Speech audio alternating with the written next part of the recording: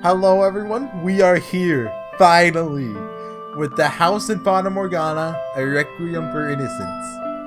It has been, what, almost 3 months since I finished the house in Fata Morgana? I have been waiting. I have been waiting for so long, and it's finally here. Like, I say that, but I'm not hyped for this game. I just keep thinking, like, how is this going to be good? I have hopes. I'm cautiously optimistic that this will be brilliant. Maybe it won't be. Like, immediately off the top of the bat, whenever the Novik Taco, however you say their name, popped up, it didn't play the sound effect. So, like, it just lost 3 points for me. First off, I want to look sub-episodes. There's 3. I'm saving this for the end. Happily. I know what that is. There's no way that isn't what I think it is. I know there's an epilogue for Michelle and Giselle. That has to be it.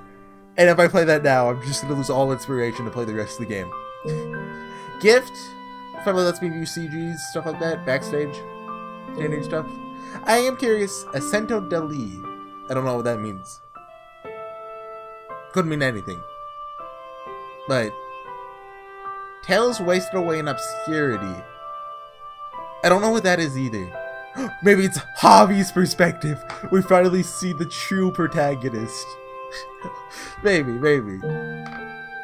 So yeah, what do I know about Requiem for Innocence? I know it's Morgana's flashback. It's obvious from the title screen right here. I mean, come on. I guess it's told in first person from Morgana and Jacopo's. Well, maybe third, but in present tense rather than past tense, like it was before. Well, past tense isn't the right term. It was told as a story. This time it'll be told as if it's actually happening, I assume. So that's the big change. Obviously we'll be getting more details. I know Jacopo gets a bit solo time. I think it goes into a bit like in the politics side. I don't know anything more about that. I know there's new characters. I've seen at least 2? One's right. There's one I can think of, maybe 2. Other than that, I think that... Right, I know a song. I know one of the songs that plays. It's called A Requiem for Innocence, and it is absolutely amazing. When I first heard it, I just couldn't believe it. I'm saying that now because when I first hear it this time, my mind won't be blown like the first time I heard it. But yeah, I finished my final thoughts on the Fata Morgana video about a week ago. I'm not really too happy with how it turned out, but I don't think I can do much better than what I got. So, I don't plan to edit it any more than I already have. I mean, I've added things, changed a couple things, but I'm going to stick with it. My series is still not fully caught up. I'm on the final door right now. Mill's flashback, that part of the game. So I still have a couple of weeks until you guys will be seeing this. But I'm going to be moving in like a week or 2. Like a week and a half. And in case like something goes dangerously wrong and I can't record for a while, I'm getting a backlog up now. An even bigger backlog. So yeah, enough rambling. That's 3 minutes of rambling. Let's get started. A Requiem for Innocence. Main episode. Produced by Novik Taco. I don't know how to say that. Novectical? It doesn't matter. Move the cursor to the bottom right of the corner to display the in-game menu. Yep. Did I say that the first time? Hear me speedily, O Lord. My spirit faileth. Hide not thy face from me, lest I be like unto them that go down into the pit. Cause me to hear my loving... Deliver me, O Lord, from mine enemies. I flee unto thee to hide me. Teach me to do thy will, for thou art my God. Thy spirit is good. Lead me into the land of uprightness. Quicken me, O Lord, for thy name's sake. For thy righteousness' sake, bring my soul out of trouble. And of thy mercy cut off mine enemies, and destroy all them that afflict my soul. For I am thy servant. A little fast. Psalms 143, 7-12. Is that a real one, or is it like a Pulp Fiction where they just make it up?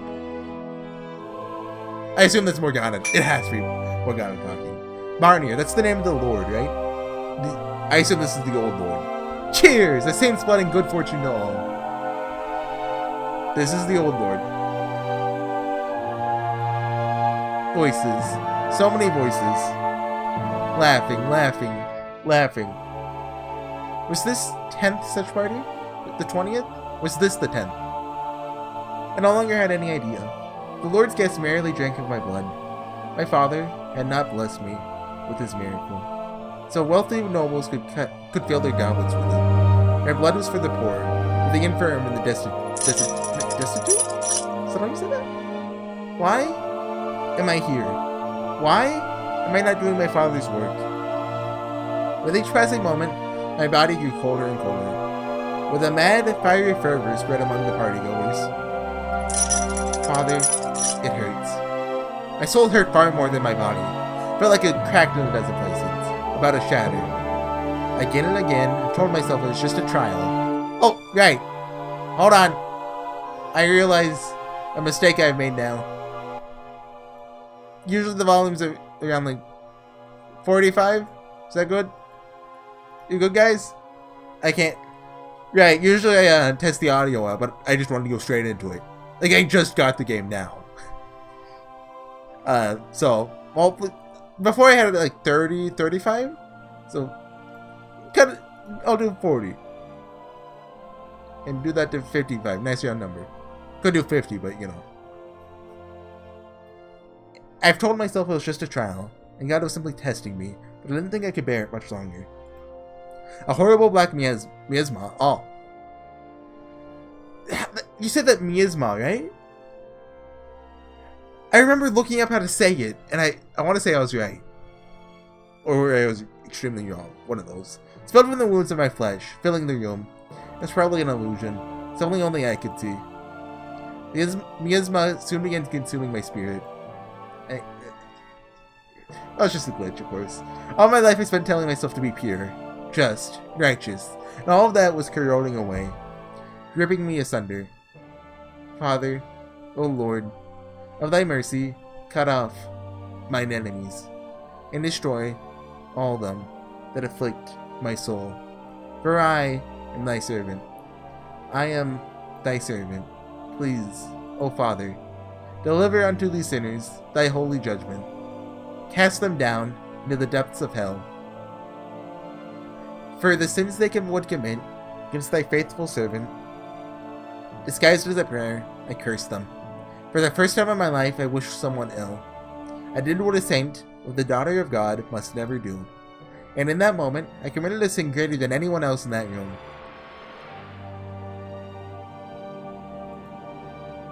The girl, look at her face. So, did that actually is that actually magic symbolism?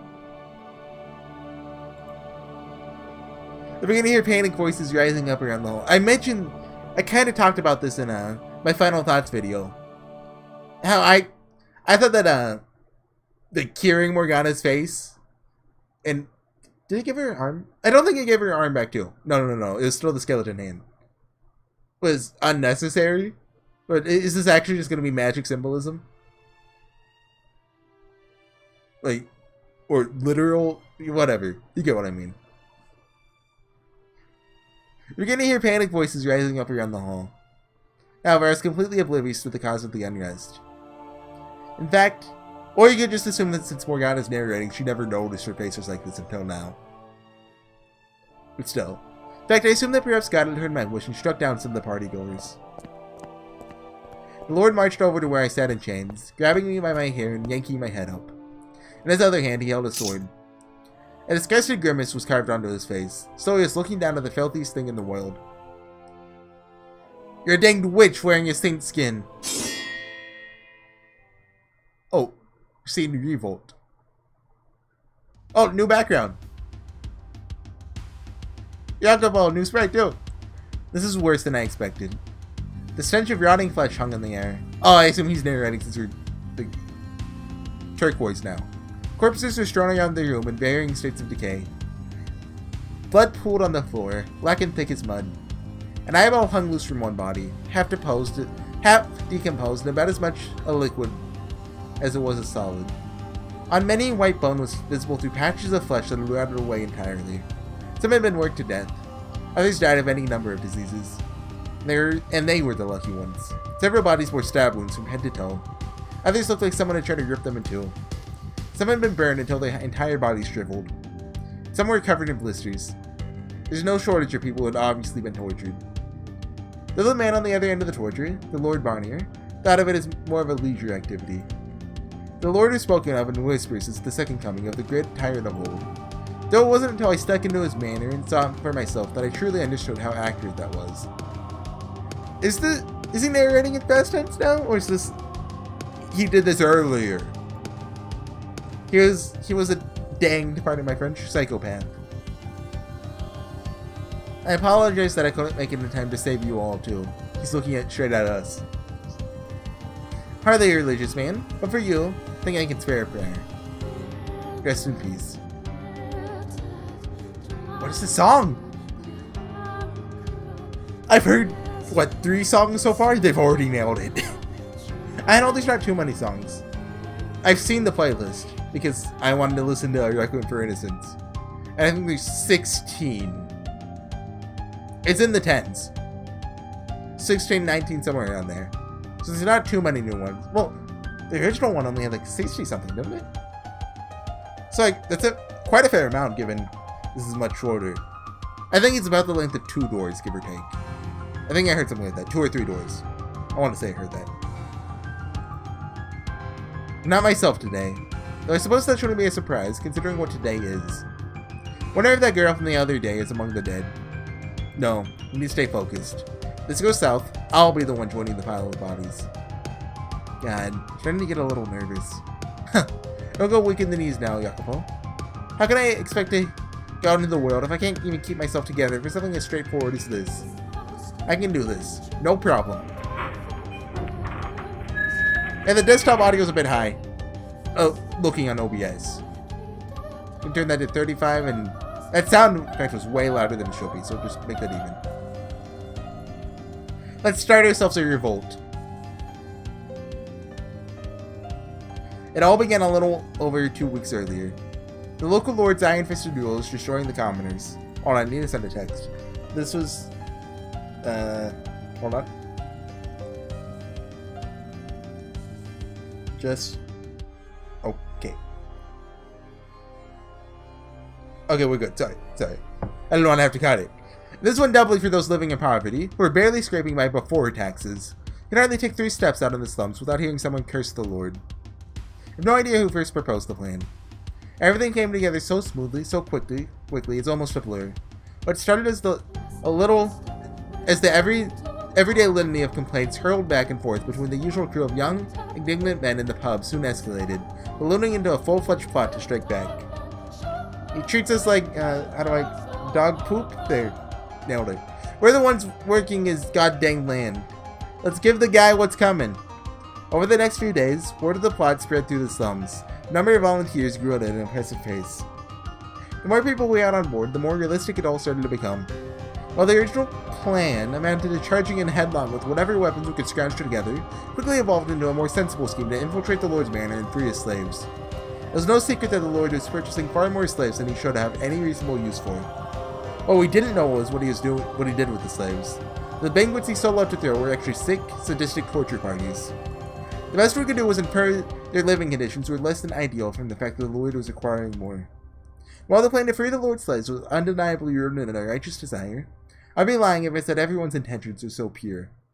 We wanted to right injustice, absolutely, but the prevailing desire was for vengeance, to give the Lord a little more comeuppance. Part of it was also calculated, that it would be advantageous for us for it to look like a slave revolt rather than a civilian uprising.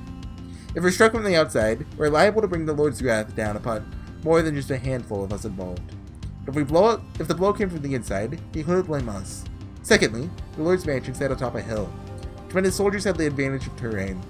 It would be nigh impossible for a band of lowly, ill-equipped peasants to break through his defenses. We certainly didn't have the money to hire mercenaries. No amount of righteous anger was getting us anywhere near that manor. On the other hand, quietly getting one person inside to stir the pot was far more feasible. So ultimately, freeing the slaves was a means to an end. It was our best chance to deal with the Lord a real blow. Of course, that didn't mean we wouldn't save as many people as we could, nor did it mean it would be easy to pull off, or that any of us would make it out alive. Is that the Chateau Diff? Hold on a second. Shit. No. It's too right, is that Monty Python castle. Hold on a second here. Hold on a second here. No. Maybe it's just so generic that it looks like other castles or forts or whatever. I'm on to you. Where's that picture taken from? Someone tell me. Do your research. The plan went as follows. Would find a slave trader willing to sell one of us to the Lord. Once they had infiltrated, they'd spread word of the scheme to the other slaves, trying to get as many of them on board as possible. Finding a slave trader willing to cooperate was surprisingly easy. They're businessmen, slaves their products. While the majority didn't give a dang what happened to the slaves after they received payment, there were more than a few who were displeased knowing their precious wares were being squandered. Slaves are supposed to be long-term workers. They're not meant to be expendable. They require food and rest and some semblance of reasonable living conditions. As far from a glamorous life, obviously, more sensible slave owners at least have a vested interest in keeping their workers alive. However, that was far from the case with Lord Barnier. Slaves were, of course, the property of whoever purchased them. A mere slave trader had no place complaining about how they were being treated. That didn't mean the traders had to like it, though. There was a small collective of them who staunchly refused to do business with the Lord, quietly mocking any who did. Nobody openly spoke ill of the Lord, let alone opposed him directly. Not only because this land was under his control, but because he was a madman. Everyone knew it. So they'd help us get in, and nothing more. And that was fine. That's all we needed from them to put our plan into action. In the vanguard of our operation, the one who would infiltrate the Lord's manor was me. I volunteered for the position, partially in the heat of the moment, but also because I was confident I could pull it off. Above all, though, I didn't want to believe that I couldn't manage such a straightforward task. I had to step up and take initiative, or I'd never escape this life as a poor, lonely slum dweller. Crawling through the dirt, everyone, nobles and peasants alike, looking down on me, thinking I'm worthless. That'd be me for my whole pathetic life. Like heck I was gonna let that happen. I wanted to claw my way up, as high as I could manage. I didn't want to surrender, to accept that I was powerless. I wanted to make something of my one and only life. We chose the beginning of the Lord's next banquet for my infiltration. And that was when I saw the horror for myself. The abuse and the torture he put the slaves through.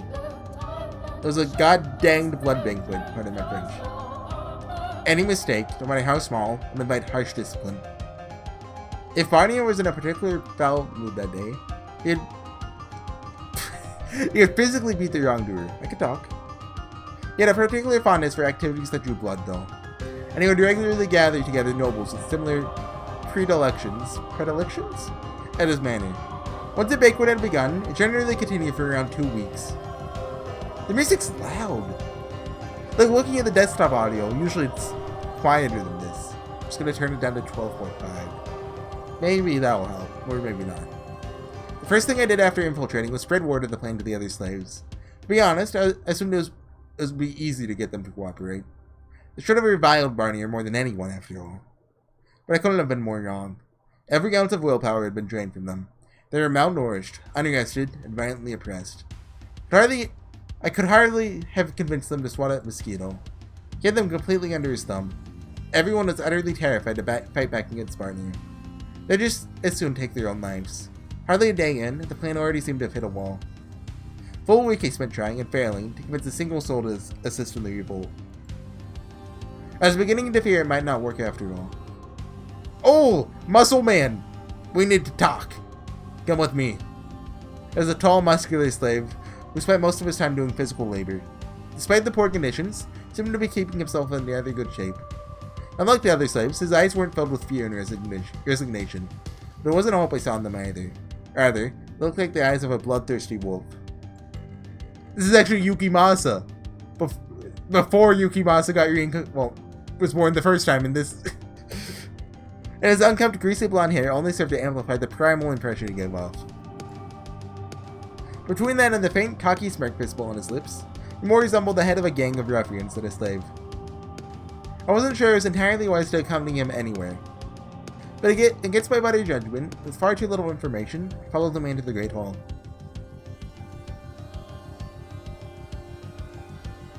There were a dozen or so nobles and upper-class men and women clustered about the hall. The air was filled with the scent of aromatic herbs. And it wasn't long before I realized they were meant to mask the smell of blood. A large table was lined with plates stacked with piles of glistening, dark, red meat. Noblemen stared at us with wet lips as we entered the room.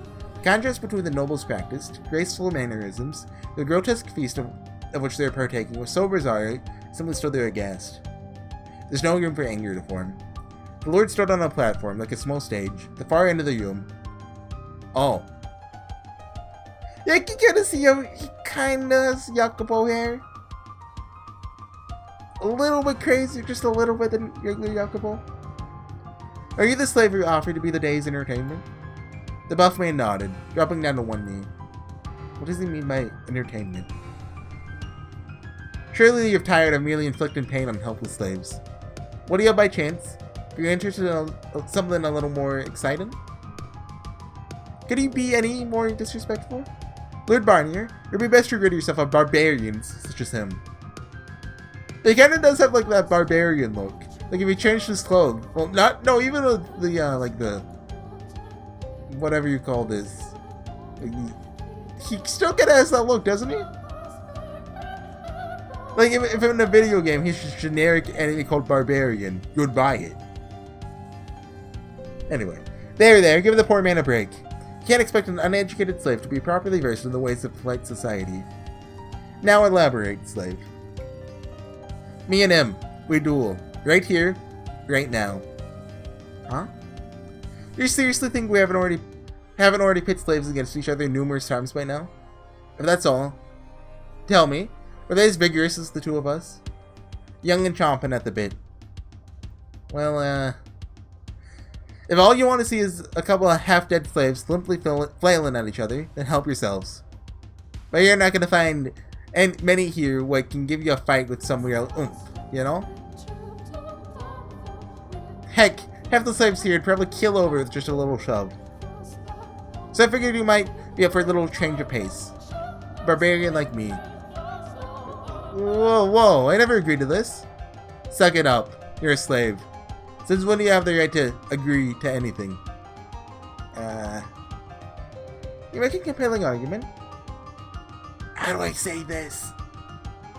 Gratian? Is that a girl name? Gratian. What's her girl name? Saint Gratian is a commune in the northern suburbs of Paris, France. My computer doesn't have a pronunciation for it.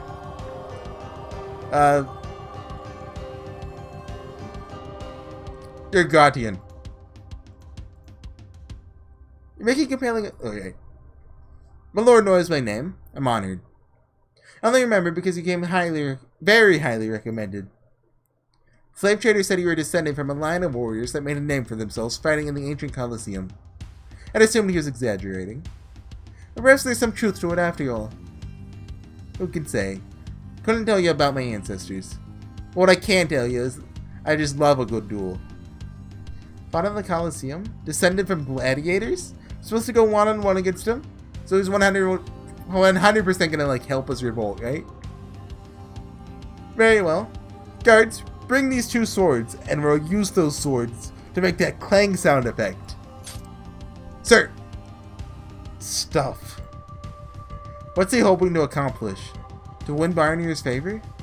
Guess I'll just have to hope I can catch him by surprise as soon as... Hey kid, listen up. What?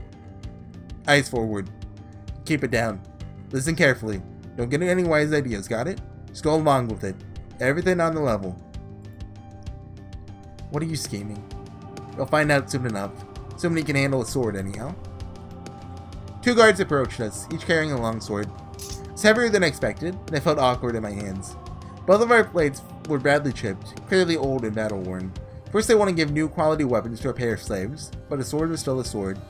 Beaten though it may have been, I still had to be careful or I'd be dead before I even got a slave revolt off the ground. That said, I'd survived this long in the slums. I wasn't completely helpless, and I had experience with a dagger, though I wasn't sure how much help that would be now. The longer two-handed weapon still felt awkward in my hands. As I squinted at the blade's hilt and adjusted my grip, trying to familiarize myself with the feel of it, Barnier took a seat readying himself to spectate. That's when I caught sight of what lay hidden at the back of the stage. What? Morgana, right? Yeah. I stood there, staring agape, completely forgetting I was but moments from a duel with a man twice my size. The back of the stage was what looked like an altar, draped in a thick white sheet and stained red. Atop it sat a young girl, covered in gashes. Her head was drooped, so I couldn't see her face, but judging from her size, I didn't think she could be more than 10 years of age. Some wounds were older and already scabbed over. Some were swollen bright red protrusions on her pale skin. Some were oozing pus. Pus. Others were so fresh that they were still bleeding. It was difficult to find a part of her body that wasn't cut. Hey, what do you think you're doing to that girl? I don't care who you are, no one deserves that. Even as I shouted at the Lord, the girl remained motionless. She seemed unconscious. Not dead yet, but it wouldn't be long. Silence, Kerr. Oh, that's where Jacopo got it! I don't recall giving you permission to speak. Or if you'd rather lose your head right now, continue on as you are. Dang despot? What? What's a despot? Despot? Despot. Despot! That still sounds weird. I thought it'd be that. Okay, ruler or other person who holds absolute power.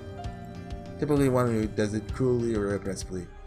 I figured it was similar to tyrant, which basically did. Now go on, get started. Give us a show befitting of this grand affair. Fighting my urge to snap back at him, I turned to face the slave named Gratian. The other guests lined the walls, whispering among themselves, speculating about the potential victor.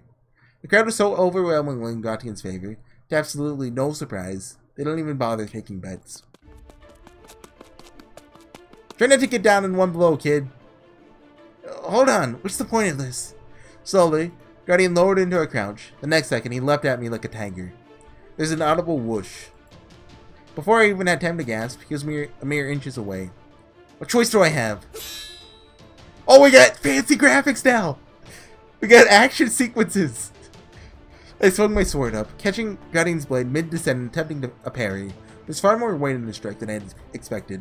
The impact caused my hands to sting painfully and my knees to buckle. I clenched my teeth, trying at the very least to hold my ground. Ah! Guardian barely gave me time to recover, let alone strike back, before launching into a second strike. He handled the longsword so effortlessly, swinging it through the air in such impressive, perfect arcs, I could hardly believe we were both using the same weapon. Ha! Twisted out of the way, but not quite in time. The tip of his blade skimmed the skin of my neck. And then, not even giving me a chance to catch my balance, he thrust his blade at me. While I managed to deflect the attack just in time, I wasn't able to follow through. Meanwhile, a wide, mocking smirk spread across Guardian's face. He seemed to be having the time of his life. Come on, kid! Also, this song's cool as well. I'm calling it right now. There's not going to be a single bad song on the soundtrack. They're all going to be awesome. I'll put money on that. 2 cents. But to claim it, it's 2 cents divided to everyone who has watched one of my videos.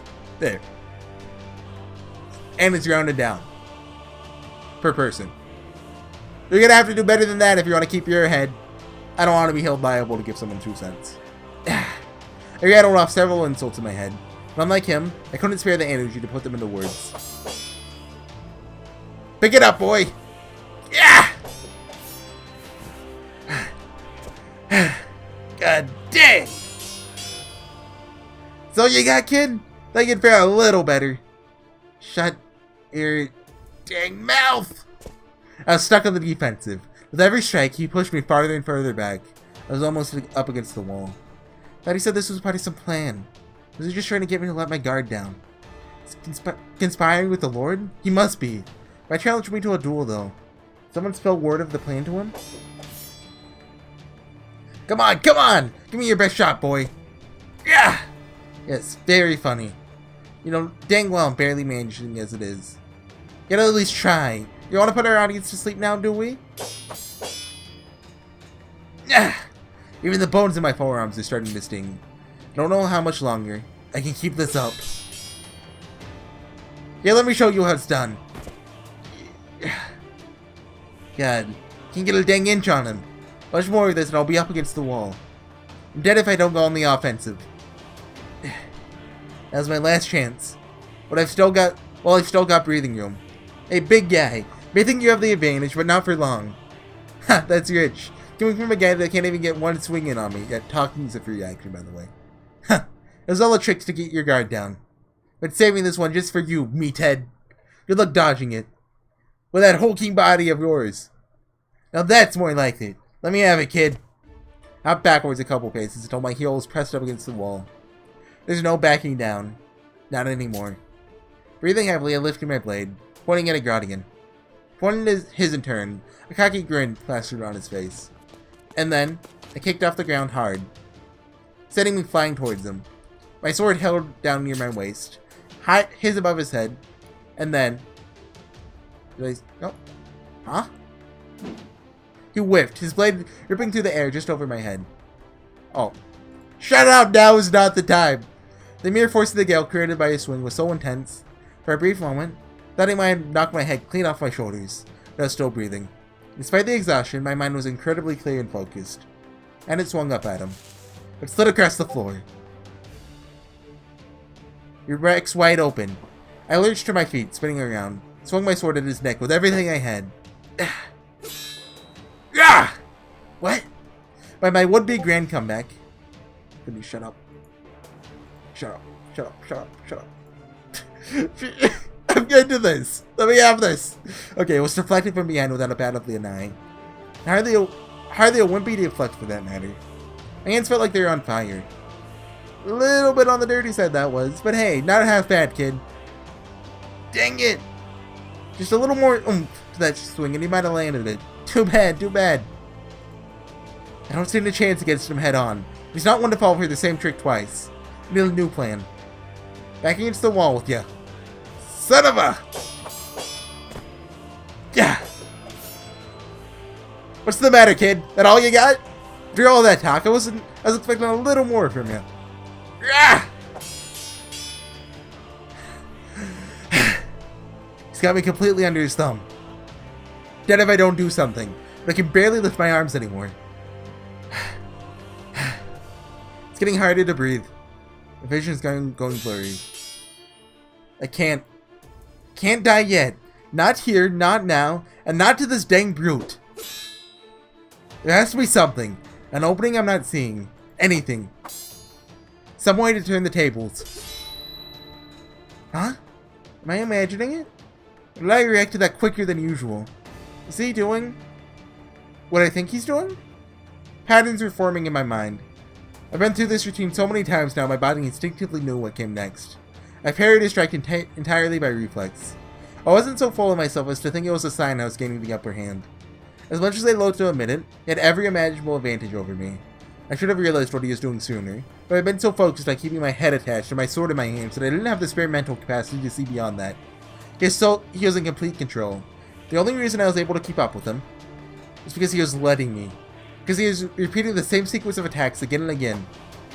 Oh, that's why it's the same animation over and over. Not because they reused it, but because it's the same attack. If I'm right, the next will come from above. Ho-ho! Right on the money.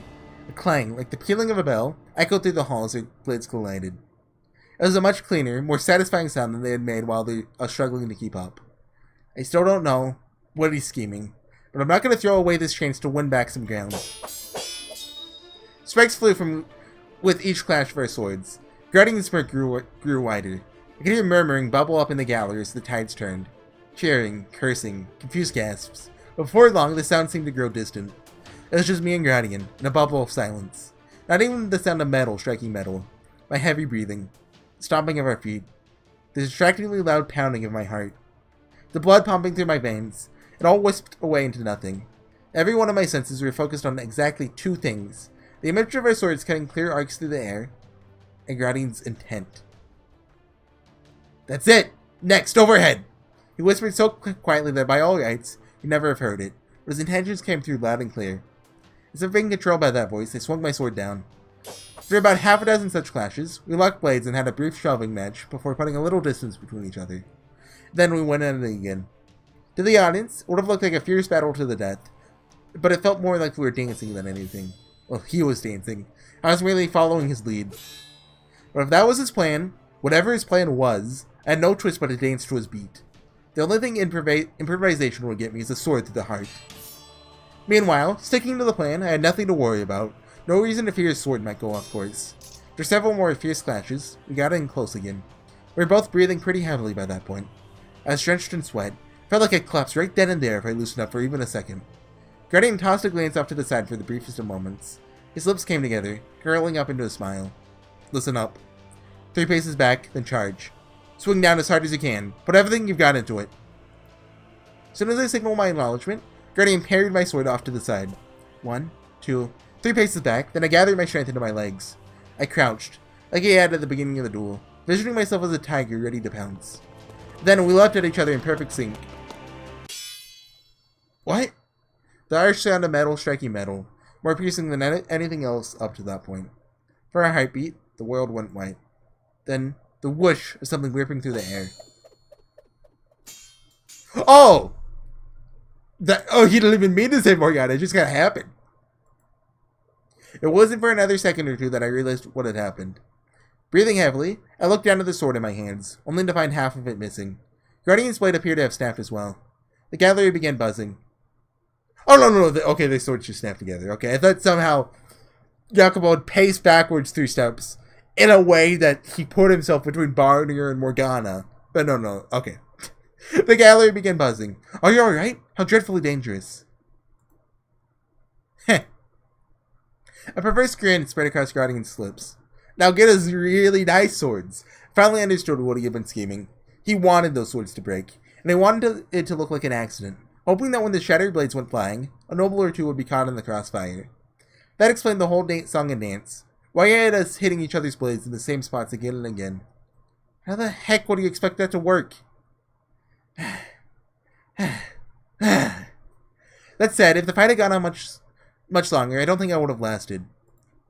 His plan seems to have gone about as well as you can reasonably expect. One piece landed near Barnier, the other embedded in a table. That's fine by me. I'd rather avoid causing any more of a scene before the actual revolt. Not that I would be opposed to seeing any of these madmen skewered. Guardian wiped the sweat from his brow with the back of his hand and surveyed the room. So obviously outclassed as he was by all the nobles, he still seemed much larger than anyone else in the room. He took a few moments to catch his breath, then sauntered over to the center of the great hall, taking another good look around the room before saying, "Apologies for the disturbance, my lord. I think that's going to be the best calling spot I'm going to get this episode. My voice is starting to hurt from recording all day today. I've recorded it before this. So I think I'm going to call it there. That was one of the most fun fight scenes I've read in a while. Fata Morgana has topped it once again. It's by no means an excellent fight scene, but it was fun. I was not expecting that, especially to start with, from Fata Morgana. I'll tell you that. So, yeah, I'm going to call it there. It's about the right length, so it's fine. I'd like to thank everyone for watching. I'm going to take a break today. My voice is killing me. This is like 3rd hour of recording today, give or take. So I've done my fair share. I'll see you guys next time with some more The House in Fata Morgana, a Requiem for Innocence. And I'll see you guys there. Bye.